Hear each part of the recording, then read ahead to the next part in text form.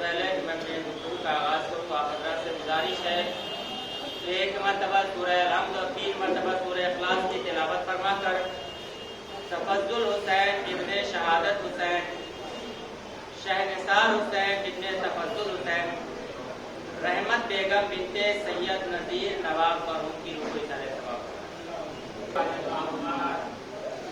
عزیزان ایمان قرآن مجید کی مشہور معروف آیت بھی اسے کہہ سکتے ہیں اور سورہ کی ابتدا جس سے آپ کرتے ہیں اس کا نام بسم اللہ الرحمن الرحیم۔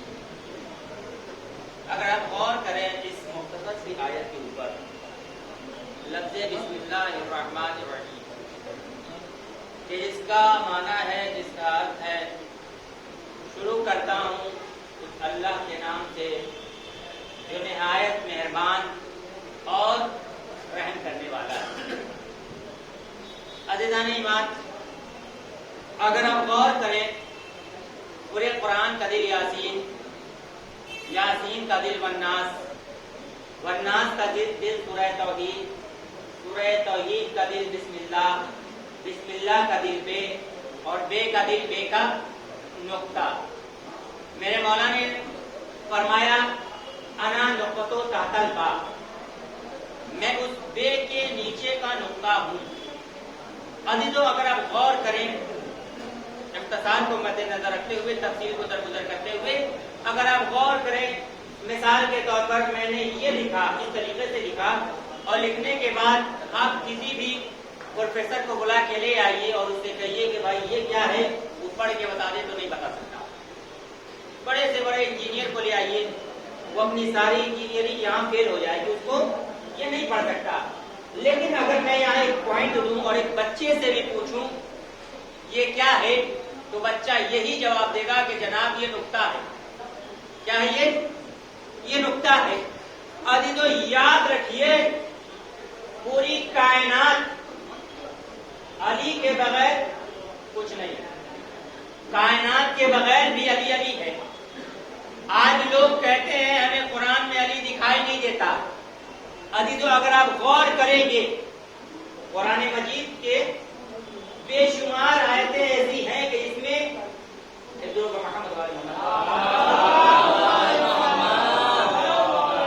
جس میں فضائل علی کی جھلکیاں دکھائی دے رہی ہیں، بہت ساری آیتیں آپ کو مل جائیں گی۔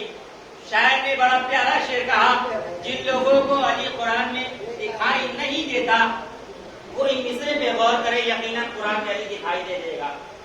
شاعر نے بڑا پیارا شعر کہا ہے کہ میرا مولا بے کا نقطہ ہے بحکم کبریا، میرا مولا بے کا نقطہ ہے بحکم کبریا، تاکہ اس کو مظہر ذات جلی کہنا پڑے تو اس لیے بسم اللہ واجب کر دیا قرآن میں، جو بشر اللہ کہے پہلے علی کہنا پڑے۔ صلوات محمد اس لیے کہ اللہ کو رحمان و رحیم پڑھنے سے پہلے اسم کا ہونا ضروری ہے، اور اسم کو اسم اللہ پڑھنے سے پہلے بے کا ہونا بہت ضروری ہے، اور بے کو بے پڑھنے کے لیے بے کا نقطہ ہونا بہت ضروری ہے۔ یہی وجہ ہے کہ میرے مولا نے فرمایا انا نقطہ تحت البا، میں اس بے کے نیچے کا نقطہ ہوں۔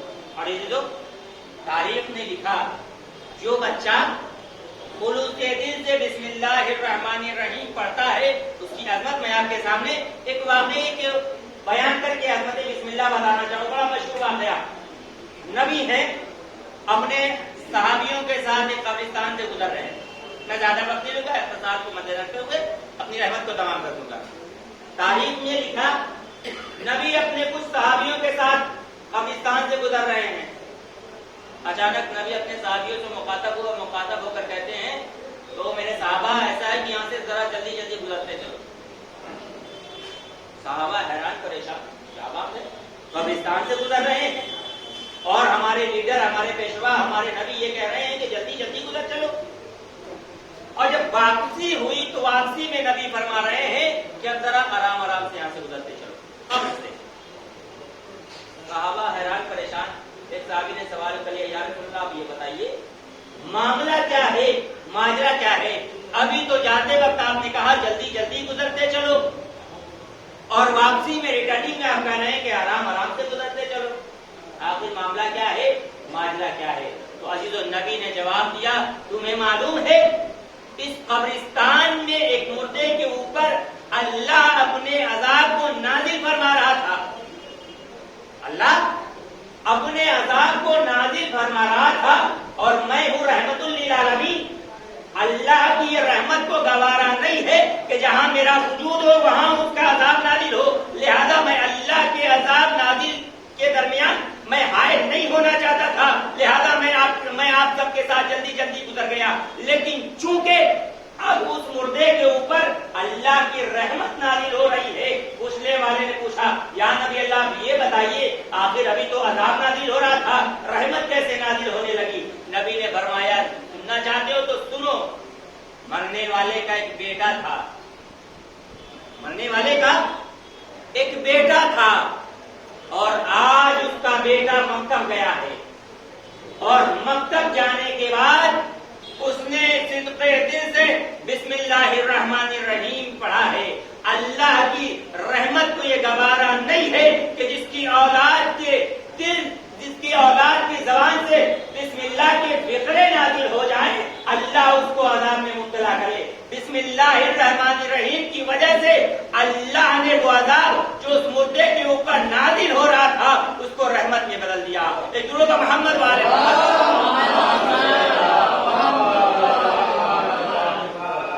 تو بسم اللہ کی بہت بڑی فضیلت ہے.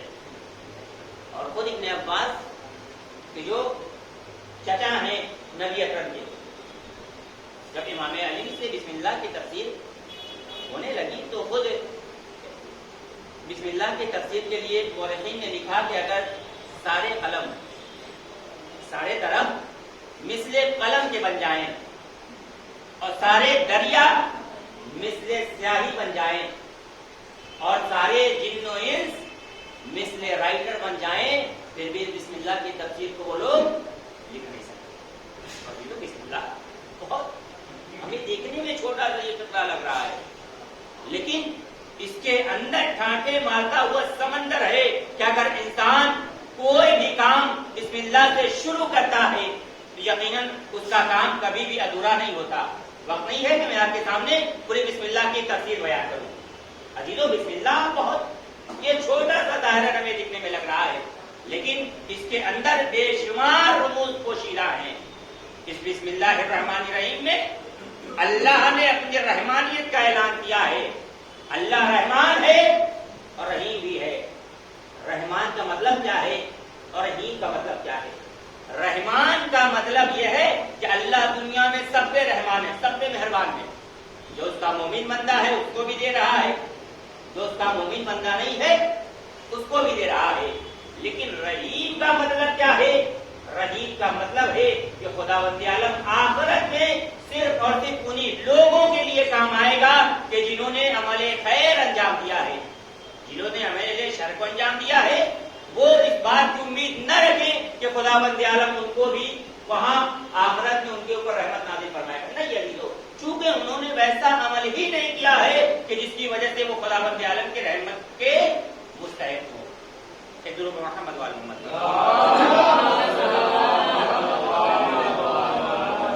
تو عزیزان ایمان، ہمیں غور کرنا چاہیے کہ آیا یہ جو قرآن مجید خداوند عالم نے ہمارے لیے ہدایت کی صورت میں بھیجا ہے، ہمیں اس کا مطالعہ کرنا چاہیے اور اس کے رموز کو پڑھنا چاہیے، اس کی تفاسیر کا مطالعہ کرنا چاہیے کہ آیا خداوند عالم ہم سے کیا چاہ رہا ہے.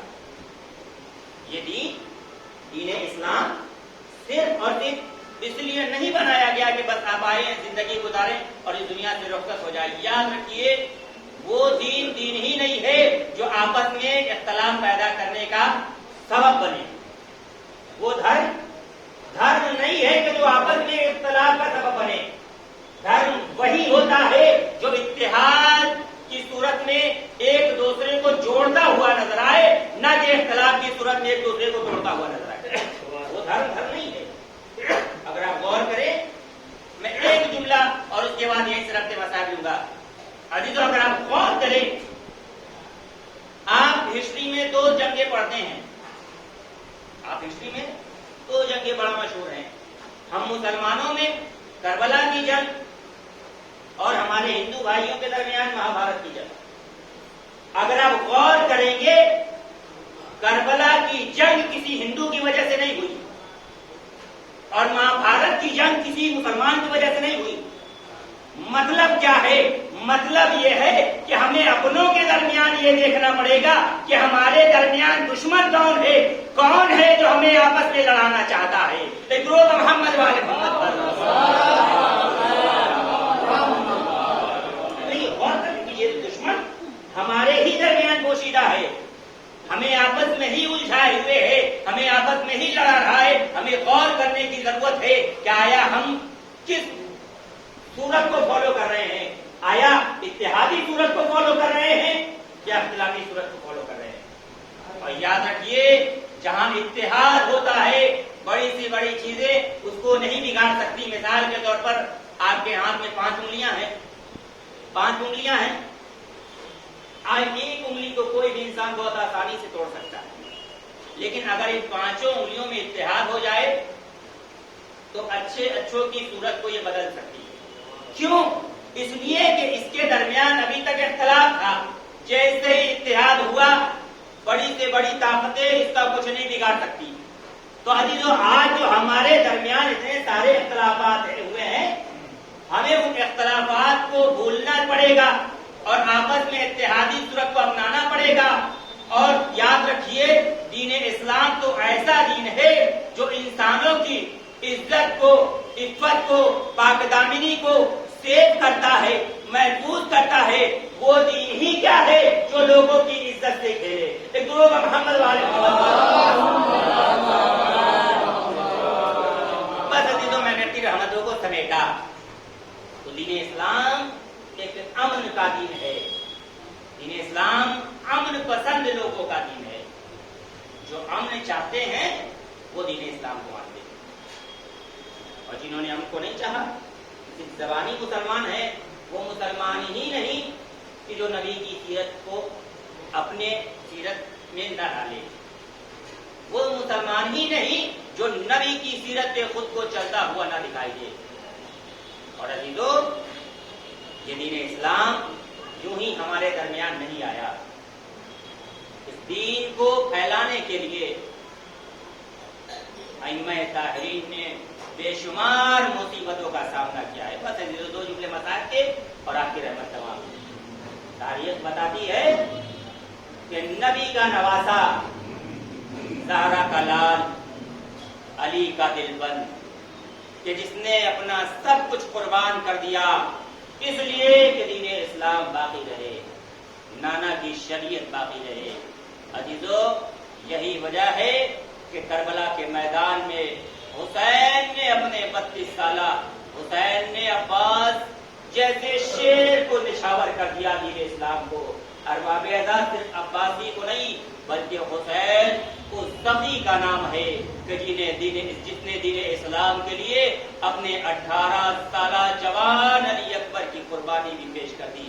ارباب اعزاز تاریخ بتاتی ہے کہ کربلا کے میدان میں وہ قربانی امام حسین نے پیش کی ہے، اور پیش کرنے کے بعد جب امام حسین نے اپنی بھی قربانی دے دی ہے نا، ارباب اعزاز تاریخ بتاتی ہے کہ دشمنوں نے صرف امام حسینی کی قربانی پہ اکتفا نہیں کیا بلکہ بعد شہادت حسین دشمن آگے بڑھے، خیام حسینی میں آگ لگا دی گئی۔ ارباب اعزاز روایت کہتی ہے کہ بیبیاں اس خیمے سے اس خیمے کی طرف جا رہی ہے۔ ارباب اعزاز وہ وقت بھی آیا کہ جب خیام حسینی چل رہے تھے اور عابد بیمار سے جناب زینب مخاطب ہوئی اور مخاطب ہو کر کہتی ہے اے بیٹا سید سجاد تم تو امام وقت ہو نا، یہ بتاؤ خیمے میں رہا جائے، خیمے میں رہ کر اپنی جان نشاور کر دیا جائے یا خیمے سے باہر نکلا جائے؟ ارباب عابد بیمار نے کہا پھوپھی اماں جان کو بچانا بہتر ہے۔ ارباب بس آخری جملہ کی رحمت تمام تاریخ بتاتی ہے کہ زینب جیسی علی کی شیر دل بیٹی زینب نے حسین کی امانت کو اپنے تاریخ بتاتی ہے کہ زینب نے حسین کی امانت کو اس طریقے سے محفوظ کیا، جلتے ہوئے خیمے سے عابد بیمار کو اٹھایا اور باہر لے کر آئی، لیکن ارواح میں عذاب اس لمحہ زینب نے مظلوم کربلا کیا رک کر کے ایک جملہ کہا تھا، اے بھیا حسین، آپ نے تو امانتیں ہمیں دی تھی، ایک امانت کو تو میں نے بچا لیا، لیکن اے میرے بھیا حسین، آپ کی امانت سکینہ کو میں نہیں بچا پائی۔